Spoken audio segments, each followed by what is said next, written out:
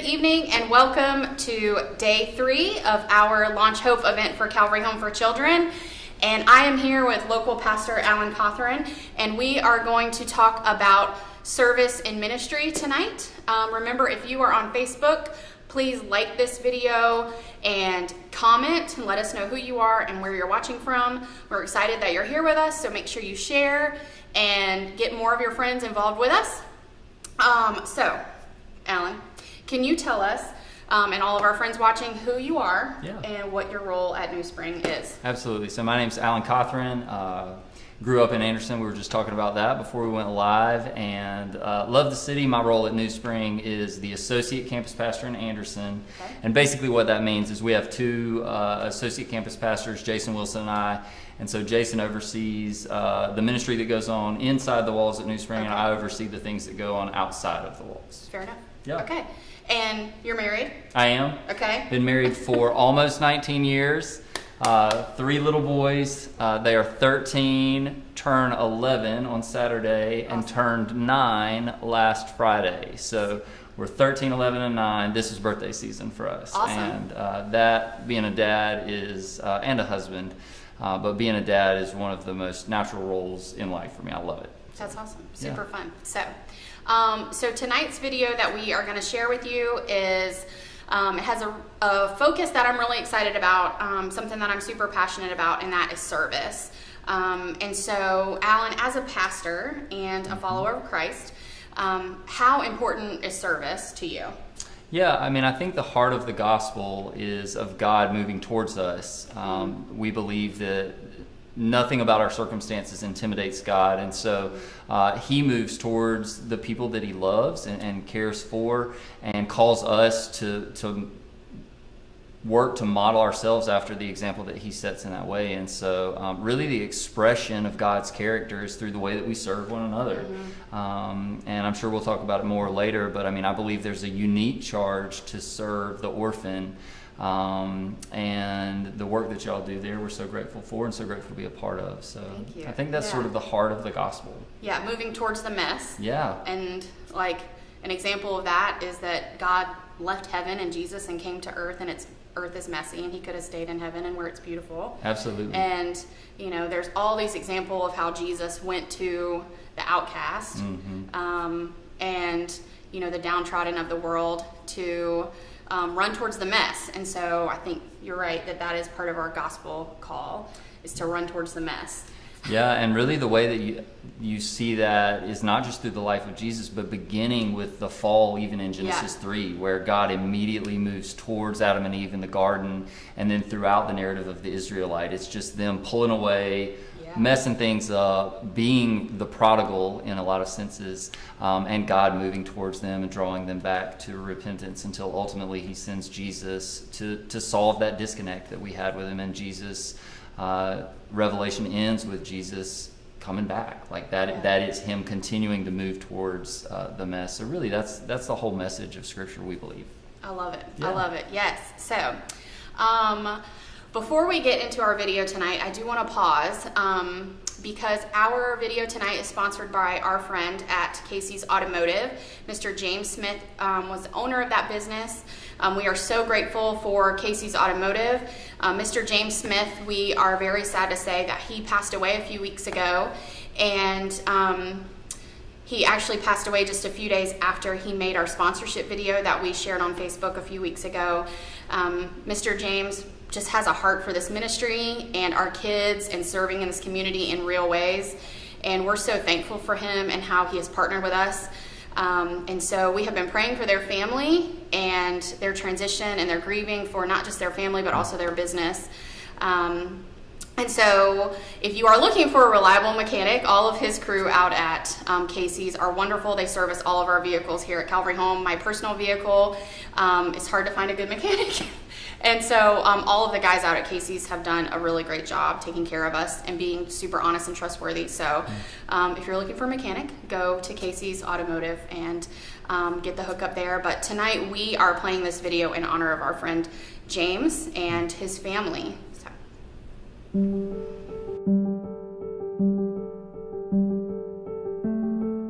My name's Brant Elrod, and I am from Anderson. I've lived here all my life except a short stint in Charlotte, North Carolina. I retired at the end of 18, so I was trying to figure out exactly what I was going to do, and we were able to come sit down with Laura, and Laura said, I think you'd be good at helping with, we're trying to do this life skills class.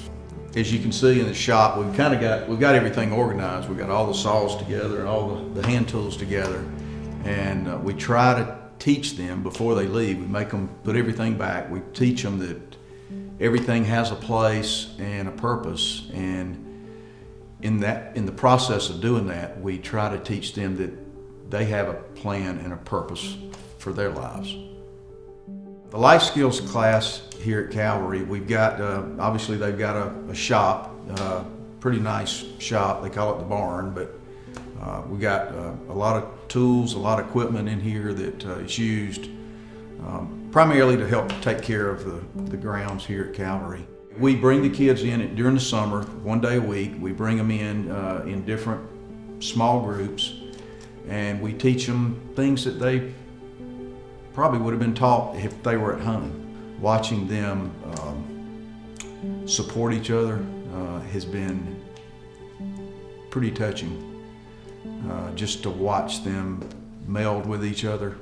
We'll watch the older ones, they'll protect and try to help the younger ones. And some of them are, they're 15 years old. Some of them are 8 or 10. They're no different from my 4 children. They just want to have fun. They want to feel like they belong, and that's important. That's important to everybody. There are ways that you can help here. You can help monetarily.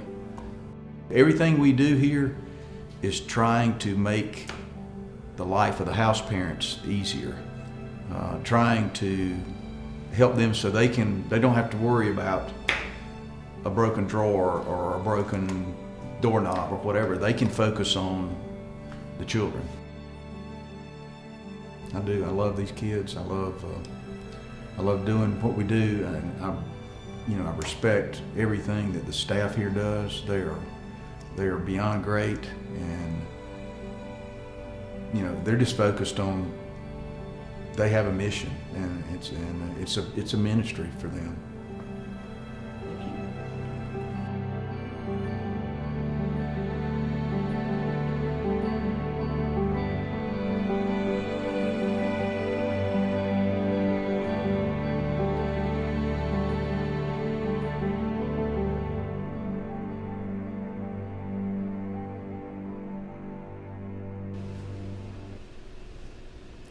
So thank you, Brant, for filming this video and sharing your story with us. And so before we get into our conversation, Alan, I really want to talk a little bit about our life skills classes and what those are. But you said you have 3 boys. Yeah. And so my perfect example for this is you're teaching them to do things. When you fix things around the house, you say, get over here and get that screw and hand me that hammer and do. Yeah. They just learn it because you're under the sink and you're stuck there and they're helping you. So our kids here, they come to us and they're just missing a lot of skills. And so our life skills classes are a structured way that they are learning skills. And so in our video, it kind of showed a sink underneath the sink. Okay. And so we kind of taught the kids like how to snake a drain. And over the summer, we did a class on how to replace I don't know what it's called, the guts of the toilet, the back of the toilet? Yeah. All the things? Yeah. Okay. I should know what it's called, but I don't know. And we had a really great conversation about how the kit is $35 and a plumber is $250 to do that. And ultimately, it's really not about teaching the kids how to do plumbing, right, or electricity or woodworking or how to use a drill. It's ultimately really about empowering them to learn a new skill and to tackle a challenge and break it down into steps. Yep. And so it's really about self-esteem and self-worth and empowering them. And so I love that we have these classes that are structured on campus in our Life Skills building, our Vocational Arts Center. We do call it the barn because Vocational Arts Center is a lot. Right. So I love that we have a structured opportunity for them, but in our homes, the way our homes are set up as families, just like your house and my house, it provides so many opportunities for life skills in the house. So we had a kid when my husband and I, we were house parents here.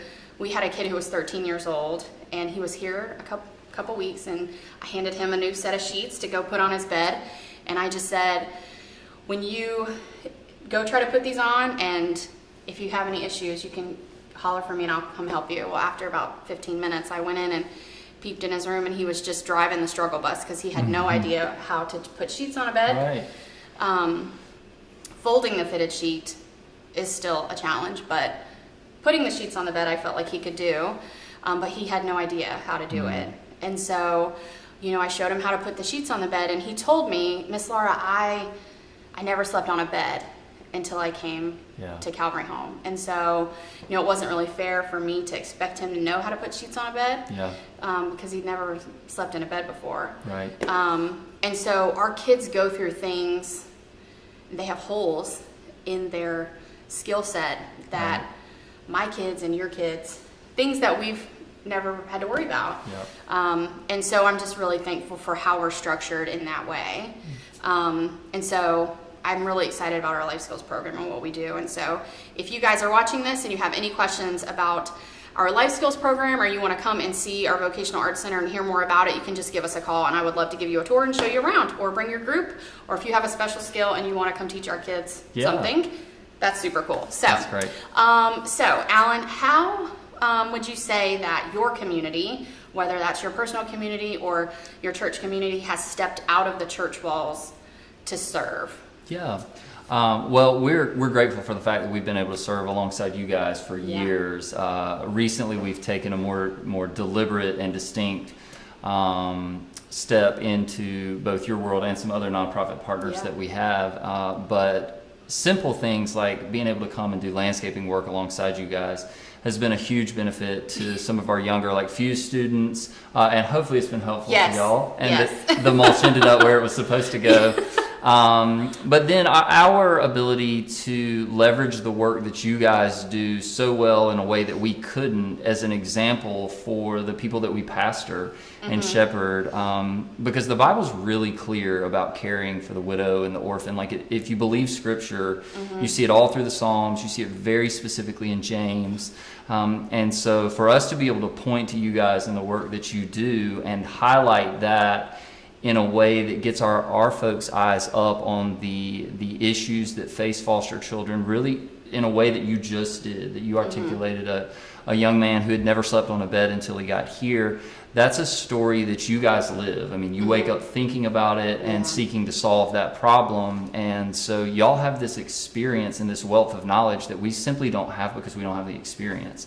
And so our ability to partner with you guys and highlight the amazing work that you're doing, we're grateful for opportunities like putting mulch out, and I think we've got some guys coming to move some furniture later this week, and that's awesome. We're grateful for that. But even more than that, just being able to watch the work that you do and speak to that as an example of the way we're supposed to live the Christian life is really amazing. So we're grateful. Well, we're grateful for y'all. Yeah. We get really jacked excited when we talk to you guys and you agree to come move beds for us, because we're thinking we have to go and rearrange 10 beds in one afternoon. Well, that sounds like a nightmare. Right. So we're excited about y'all doing some of these projects great. for us. So you guys at New Spring recently started moving more towards orphan care in an organized way. Yep. So what is the motivation and what does that look like? Yeah, so that story is one that probably begins in about 2018. We've been partnered with Calvary for years and have done work throughout the years, both financially and in partnership with you guys on specific projects. But we began to talk a couple years ago about the way that our community was being impacted by our church. And one of the things that I think we came to the realization of was that the people that attend our church on a Sunday morning, that attend one of our gatherings, would really feel it if we disappeared. Like if one Sunday New Spring was here and the next Sunday we were gone. But we didn't know that the community, that Anderson would really feel it outside of the people who attend on a Sunday morning. Oh, wow. And candidly, we just weren't really okay with that. We don't think that's the call of the church. And if you really believe the message of the gospel and you believe that it is the hope of humanity, then a city ought to be impacted by the churches that preach it. Wow. Right? Yeah. So we made a concerted effort to step into some of those messy situations that we talked about earlier. And the first thing we did was pray. And we asked God who the right people were and what the structure needed to look like. And then we asked God what the specific issues that we felt like we were supposed to address were. And those began to rise to the top. And just candidly, one that kind of resonated with everybody was orphan care and the world of fostering and adoption, both in serving alongside organizations like y'all's, in raising up foster families and adoptive homes, in carrying the message of the need. Candidly, I did not know that there were about 230 foster children in Anderson right now. I know that number probably changes day to day. Yep. But that was staggering to me, and then I began to hear some of the stories. And the more we heard those and the more we got involved with the work that you guys do and the work that some of our other partners and the families in our church, we didn't know how many families in our church were part of that community. We just saw the need for it. And so that was sort of verification that what we had prayed towards was accurate. And so we tried to establish something that was biblical, that fit Anderson's culture, and that practically had a real impact on the city, and that's what we're working towards. And I mean, I keep coming back around to this. We don't have the knowledge base, the resources, any of that to do it on our own. So the ability to do it in partnership with you guys is just a massive blessing, and it's allowed us to get involved in things that we wouldn't have even known we needed to be involved in before. So yeah, we're just grateful. Well, I talked to our foster mom, Raylene, who was on last night. Yeah. And I told her that you were coming from New Spring today. And she just started sobbing. And I'm like, Raylene, what is wrong? What'd we do? Yeah. And she said, I'm just so thankful because she received a sibling set of 3 in a one day, several weeks ago. Yep. And in that same week, she received a sibling set of 2 before, and then a single kid, so she got 6 new kids all in 1 week. Well, that's mayhem. I'm sure. And the need is great when a new kid shows up. And so when we were able to call on your team to go shopping and buy clothes for 3 kids that we weren't exactly sure what sizes they were, and when stuff didn't fit and we handed it back to Leah, and she just graciously went back to Old Navy and returned things. It was really, and I think, well, that's not hard to go to exchange clothes at Old Navy, but for us and for Raylene in that moment of new kids and trauma and people crying, that was the biggest service to us at that moment. Your shirt says it takes a village, right? Yes. And we talked about that some Sunday from our main stage. But really, when you say in that moment, that's the key, right? Because she has all this chaos at the time. Yes. And we have parents in our church who care, who don't have all that chaos surrounding them in that moment. Now, give us another moment and we'll have all the chaos. But in those moments, you know, we have a team of 10, 20 volunteers who have expressed an interest in the world of fostering and adoption. And so 5 of them in a time of need are going to be able to find the ability and the margin to go and do something like that. And that's what I'd challenge anybody watching this video is you may feel like, I just don't bring that much to the table. I don't have the knowledge, the expertise, the skill set, whatever it is.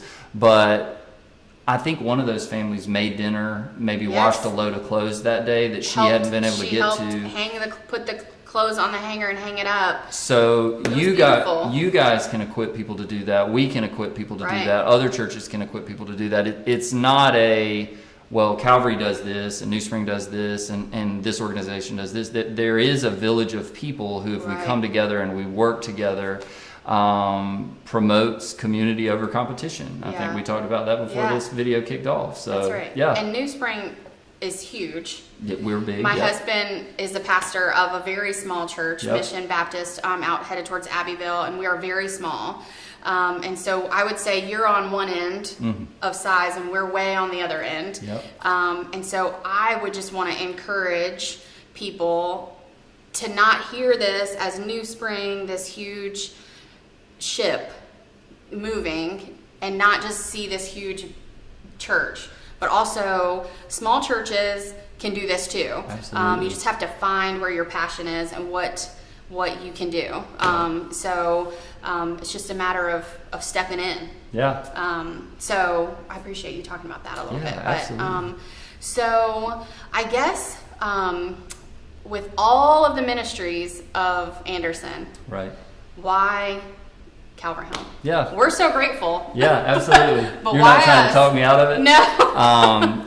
Yeah, well, anytime we initiate a partnership with an organization, we're going to ask 7 to 10 questions about everything from history to leadership structure to financials and things like that. But you sent me that question earlier today, and really it, for me, boiled down to a couple of things. One, you guys have a body of work that sort of speaks for itself. Like, you've got years. I remember being in church right down the road, and Calvary Home was getting started. I mean, this was 25 years ago, 20 years ago. I don't know the exact amount of time. I can't remember. I was very self-oriented at that time in my life. Probably still am.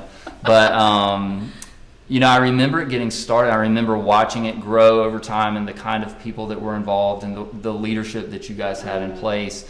And we've just watched over the years as y'all have impacted child after child after child in a way that gives them a safe home, addresses some really tough situations. I mean, I've been involved in the foster world before, even professionally, and I mean, it is, some of the stuff you see is brutal and challenging, and it takes drive and perseverance to like get up and come back to work the next day, because sometimes, I mean, I'm sure you think sometimes there's an easier way to make a paycheck. Most people's roles don't require them to deal with the kind of stuff we see. So we know you guys have dealt with that 20 years faithfully, that you've loved children through really hard situations. We trust you, and we want to be a part of, and we've been able to do it alongside such great people, both from our church, from other churches, and alongside your staff and y'all's volunteers and parents and all that. So, there are a lot of specific questions that we could get into, but I really think it's about the body of work and the fact that we trust you and trust y'all's leadership. Wow, thank you. So Alan, this is kind of a vision of a question. Okay. So if you were to ask me this, I'm not the visionary kind of question girl. I'm more of a detail kind of girl. Okay. So, but what would you love to see for Anderson? Yeah. Like, dream big. So we talked about, I'm going to give it some context first. We talked about my boys kind of at the front end of this video, and what I would love to see for Anderson is a place that if they decide they're going to move back to town after school, or they stay in Anderson after they get out of high school, that Anderson's not dealing with the same set of problems in 20 years that we're dealing with right now. And we're rife with these systemic issues. I grew up in Anderson. We're rife with these systemic issues that were around then. They're not getting better, and I don't think that a God who is reconciling things is okay with that. I don't think that's his design. I know it's not his design. And so if we're getting into that really kind of crazy vision thing, I mean, I see that when Jesus prayed the Lord's Prayer, like, thy kingdom come, thy will be done on earth as it is in heaven. I mean, that would be my sort of capital V vision for what Anderson looks like. And I think that a fundamental piece of that is the church, not New Spring or any other specific church, but the Big C Church. The Big C Church, working together in unity to see the kingdom of heaven, to see glimpses of that in a real way here on earth. And that's one of those kind of uncomfortable prayers, right? Because it takes some faith, and And it also takes work. I mean, it takes us Yes. putting one foot in front of the other, doing the next right thing in order to address those issues in ways that we have the ability to address them. And so, if I'm dreaming, that's what I'm dreaming of. Yeah, I love is a that. city that just looks drastically different than it looks now. Yeah. And that my boys aren't facing that same set of problems. Yeah, and I've seen in the last several years different nonprofits come together in a really cool way. Yep. And so just in my role here at Calvary Home, being able to get connected to some other nonprofits has been really cool for me. Yeah. And so we have this thing we say all the time, community over competition. And Yep. My pal out at New Foundations Children's Home, Yeah. when people find out that we're friends, she has the same job as I do. People say, well, that's the other children's home. Aren't you Right. worried? And I'm like, no, because these are God's children. Right. And this That's is great. God's ministry. And,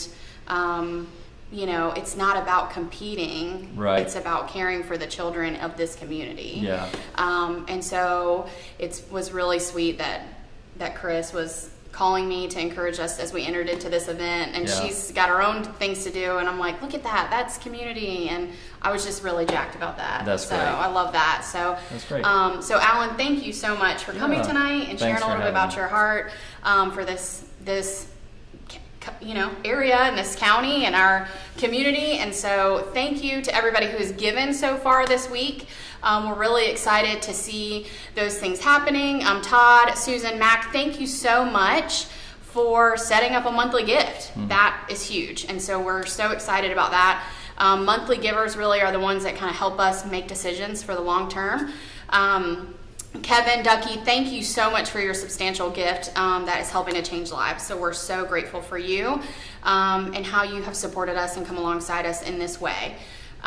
So one thing that Brant said in his video that I think is just so heartfelt really is that everything has a place and a purpose. And he was talking about tools. We foster parents. Some of us are called to go and some of us are called to give. And so this is really a chance for you to hear that calling on your life. Yeah, I think that's great, and thank you for having me. Yeah. I'm grateful to be with you. I'm grateful for the work that you guys do, and I mean, I would just invite people to not convince yourself that this is not a place to get involved because you lack something. I think that what I have seen is that there are a myriad of ways to plug in here. Yep. You don't necessarily have to take on 6 children, the way we talked about earlier No, it's okay. this evening. It can be as simple as coming alongside someone who's having one of those chaotic days and doing the thing that person just doesn't have the time to do in that moment. And so, that's what we're trying to build towards as a church, is giving any person who raises a hand and says, I'm passionate about addressing this issue in our community, giving them a lane that allows them to contribute Right. at one of our partners' ministries like Calvary Home. And so don't talk yourself out of getting involved. And we'd love to serve alongside you. I love that. Yeah. So if you are ready to give tonight, you can go to our website, which is hopeforcalvary.org. And the first thing that should pop up is a blue button that says Give Now, and it will take you to a place where you can give. And you can set that up either as a one-time gift or as a monthly gift. We're so grateful for anything that you're willing to give us to help this ministry move forward and help us in creating change in this community and changing lives and our children. So thank you for coming alongside us in that way. And I hope to see you tomorrow on day 4, and I hope you guys have a great night.